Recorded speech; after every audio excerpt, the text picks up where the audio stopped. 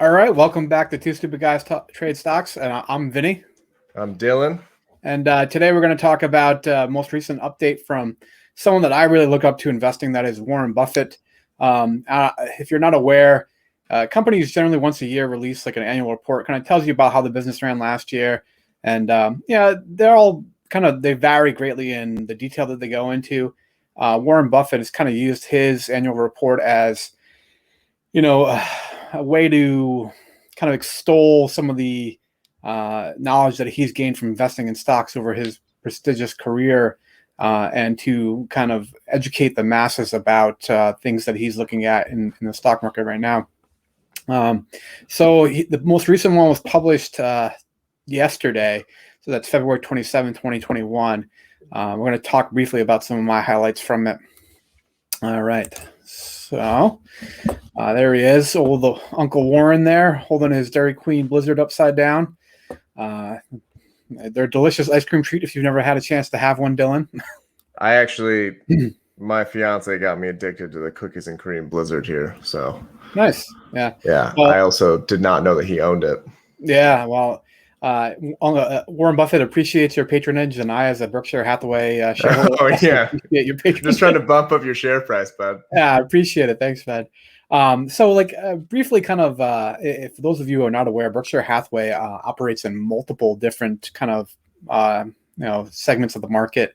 It is classically considered what you would call a conglomerate. I will talk a little bit more about that here in a second, but their industries that they operate in are insurance through several subsidiaries, Geico being one of them, General RE, Berkshire Hathaway themselves, energy through Berkshire Energy, railroad through the acquisition of Burlington Northern Santa Fe Railroad, and then they have multiple manufacturing subsidiaries. We're going to talk briefly about one of them today, and then also his investments. That's what he's most famous for.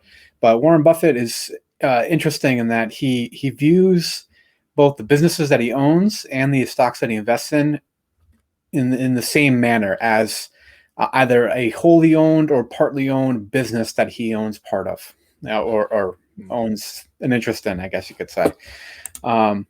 So he briefly talked about their earnings from last year, all told according to the GAAP principles. Geez. Yeah, that's a big chunk of change there. I know, $42 billion. Yeah. Buffett would tell you that this is not a real number, though. Because if you kind of read along here, $22 billion is from actual continued operations from the company, right? From the actual subsidiaries that he fully owns. $4.9 billion in realized capital gains. That is a real number. However, the $26.7 billion in unrealized capital gains, he does not see that a real number. That's just positions that he hasn't sold yet. Exactly. That's just paper profit, Right. Exactly. As Dylan will tell you, it's not real money until you sell and close out the position. It is not, says my account right now. Exactly. Big difference between 2 weeks ago and now. Yeah. Yes. And that counts for losses too. Yep. And then they took an $11 billion write-down on one of their subsidiaries. It's called Precision Cast Parts. They're a aluminum component manufacturer. As you can imagine, they sell a lot of components to airplanes, and it was a pretty bad year in 2020 for the airplane industry. Why? Well, there's this little just messing with me. Nah, it's all good. Yeah, completely out of the loop there. This is, like I said, the part that he cares more about is the actual operating earnings from the businesses that they own. One of the things Buffett was able to do last year is that he was able to buy back shares. Warren Buffett and Charlie Munger, his kind of partner in crime there, have said that anytime that they feel that Berkshire Hathaway is selling for beneath intrinsic value, which is what they believe to be the actual value of the stock, they will purchase them back. So I, as a Berkshire Hathaway shareholder, ultimately ended up owning 5% more of the company by virtue of their share buyback, or without myself having to do anything or contribute anything to it. It's kind of a beautiful thing, right? So they just lowered the float. There's less available shares, so now you own a slightly higher percentage. Right? Exactly. As Warren Buffett had kind of said the ultimate goal is to be that person holding that one last share, so that way you own the entire company. Has that ever happened in the history of ever? I'm No, not that I'm aware of. It would be pretty probably cool. not. That would Yeah, be pretty dope. Yeah. yeah, exactly. I mean, you never know if you buy some random shares that are doing aggressive buybacks, like, and leave it to your kids, like they might be those people. I'm sure there was one guy in ancient Rome or someone did that at some point. Yeah, I'm not sure how much they were trading securities in ancient Rome they were dealing. Oh, But you never know, man. They had good Wi-Fi. yeah, Toga, yeah. All right. So he talked a little bit about the power of share repurchases as well. Not only did Berkshire Hathaway repurchase their shares, but Apple, which is one of their largest holdings, or the largest holding of theirs, was also actively repurchasing shares. So they initiated this position in 2016, where they bought 5.2% of the Apple outstanding shares at that point in time.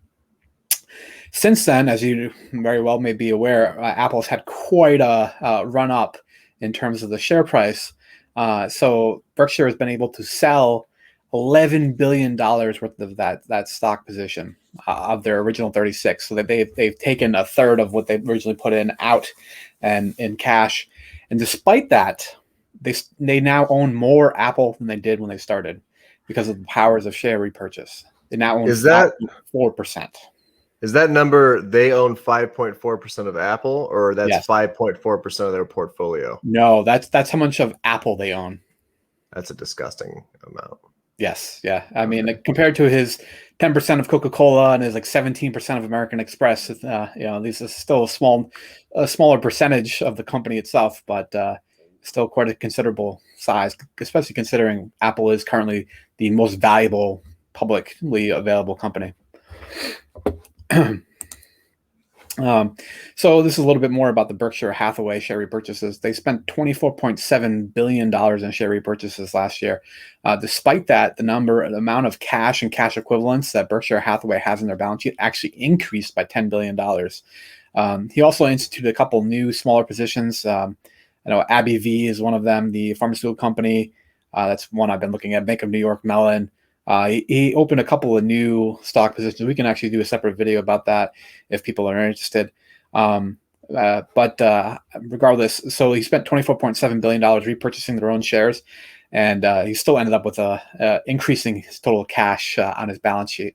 That's disgusting. Yeah, that's the problem, that like Warren Buffett has finally hit that wall where he generates so much cash that it's difficult for him to reinvest that at anywhere approaching his historical like 20.1% annual compound rate of return. I really wish he would buy Fubo to make my stocks better. I highly doubt he will. There's still a chance. Yeah. All right. So, continuing on the share repurchase train here. Talked about how this quote of this lady I'd never heard of before, Mae West. I'm guessing she's probably very old. Too much of a good thing can be wonderful, because you're gonna sell that compound effect of not only Berkshire Hathaway repurchasing their shares, but also of Apple repurchasing their shares.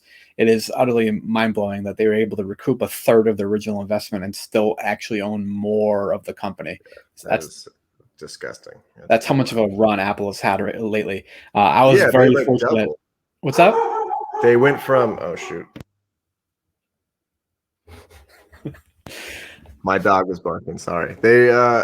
Everyone was going crazy when Apple was teetering around the 1 trillion mark. And then they were like 2 trillion, like 9 months later.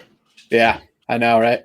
There was all that kind of media talk about how declining iPhone sales, and they've failed to recognize that the iPhone is just like the introductory kind of item that gets you into the Apple ecosystem and how powerful that ecosystem is. So that's really where the real value of Apple lies. It's a terrific brand name. It fits right in with Warren Buffett's investment thesis. All right. I don't know which one's more recognizable these days, Coca-Cola or Apple. All right. So he talked a little bit about conglomerates and how Berkshire Hathaway is a conglomerate, but conglomerates have earned a bad name for themselves over the years by a lot of questionable tactics. So conglomerates, companies that grow through acquisition, there is a tendency to always be looking for the next deal, right? They're basically given a credit card that has the shareholder, has to pay the balance, and they just go out and they just charging it. They just swipe that card away. And in order to make sure that they have the credit for such a thing, they tend to try to inflate their stock price, and they engage in kind of questionable marketing strategies in order to do that. And Buffett has kind of rebuked that entire thing, where he absolutely does his best to try to avoid that. He really cares about operating revenue. Now they're being forced to include paper profits on securities that they own, which is something that for years, I want to say decades, actually, he refused to do, because that was another way you could kind of potentially manipulate your yeah, exactly. Makes sense. So, basic kind of point here is that there's a bad kind of cycle where you have journalists that are interested in reporting about the next acquisition. You have Wall Street bankers that are interested in funding and financing the next acquisition. So companies are really encouraged to overspend at the shareholder expense. We're the ones ultimately paying the bill, but management gets to direct that and can be very cavalier with our funds. Well, unless you're the one being bought, though, then it kind of works out. Yeah, I mean, maybe if you accept cash, yeah, sure. If you accept inflated share prices, stock for stock Cash. purchase. No, not stock for stock, just cash. Yeah, I know, right? The kind of real point here is people laugh at like Buffett right now. I think he has $135 billion in cash and cash equivalents sitting in his bank account right now, and you will not find any other company sitting on that amount of cash, because it just doesn't look good to shareholders. It looks like you're not maximizing that kind of earning power of the company. And it's true, but it's much better to in Buffett's eyes, and I think ultimately the data bears this out, to sit back and wait for the right opportunity rather than taking a bunch of mediocre opportunities. Yeah, no, it's definitely true, because if the market tanks, guess who has $135 billion to invest? Exactly. So it's like when the Dow went from, I think it was in March, the Dow went from like 29 or 30 down to 17,000. If you had money just throwing Carnival, it hit like $7 or $8. Yeah, you'd have tripled your time by now. I know, You're exactly. 26. Yeah, look, that crash was too fast for Buffett to really deploy the cash the way he would have saw fit. But he is not shy about it when opportunity shows up there. I think his purchase of American Express, he now currently owns 20% of the company, but at the time he bought it, they were kind of facing a little bit of a fiasco where they potentially could have gone out of business because of a bad insurance deal that they had entered into.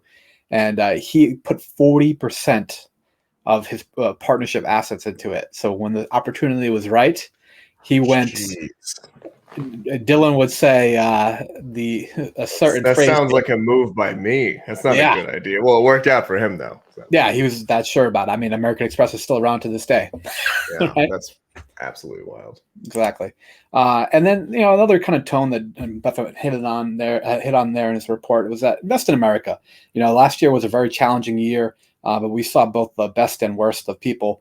And still very much, I think our best days lie ahead of us. That Berkshire Hathaway now owns more physical plant equipment in the United States than any other corporation. AT&T, I think, was second on the list. But he's very much invested in America, and although we've been around for 232 years now, it's like we're still very much in our infancy, and we have a long way to go, but we're headed the right direction in terms of bringing prosperity for the masses. And that's part of the reason why Dylan and I started this channel, is that we're both guys that are interested in investing, and we're being constantly asked questions by people in our personal lives about it. And there's still a lot of ignorance out there. And although Dylan and I are hardly experts, we really want people to get involved. This is a tremendous opportunity that you're given here in this country, and that you need to participate. Yeah, the amount of, even if you don't even know what you're doing, as long as you don't do penny stocks or anything, but you could just throw your money at Apple and look what would have happened. Like everyone knows Apple, everyone thinks it won't go higher, and that it'll go higher. They own like everything, but it's really cash due to inflation just loses its value so fast. If you're not investing, it can be a huge problem. Yeah. And this is a terrific opportunity, I think. So Berkshire Hathaway, their annual meeting is a really cool event. But this year it's going to be done online as it was last year. So the address is right there, the Berkshire Hathaway annual meeting. And there's an email address here where you can submit questions.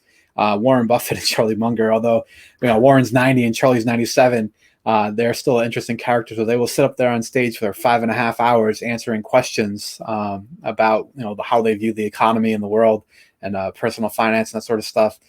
So this is a great opportunity to submit your question and see if you can kind of get the one of the best investors of all time to give you a little bit of advice. That's a pretty amazing opportunity. Yeah, I'll tell you right now, I will be watching. And Vinny will give you a synopsis in a future YouTube video. Yeah, exactly. Come on, who doesn't love this guy? Look at that guy right there. Don't you wish that guy was your grandpa? He's giving you the finger gun. Do I wish the guy with like $200 billion? Yes, I do. Yes, I do, Vinny. He's only worth like $80 billion at this point. Oh, that's it. No, never mind. He's given away, I think, more than $40 billion already. Yeah. Well. Geez, yeah. Not to me. Yeah, exactly. But he still lives in the same house that he bought in like 1967 for $33,000. I saw that. Goes to McDonald's. The same car too. Yeah. Well, a Cadillac actually. It's like a 15-year-old Cadillac. Yeah. He still goes to McDonald's for breakfast on a regular basis. That's wild. Yeah, exactly. All right. Well, thanks for listening to me rant about my one of my personal heroes. Join us on the next one. Yeah, have a good one.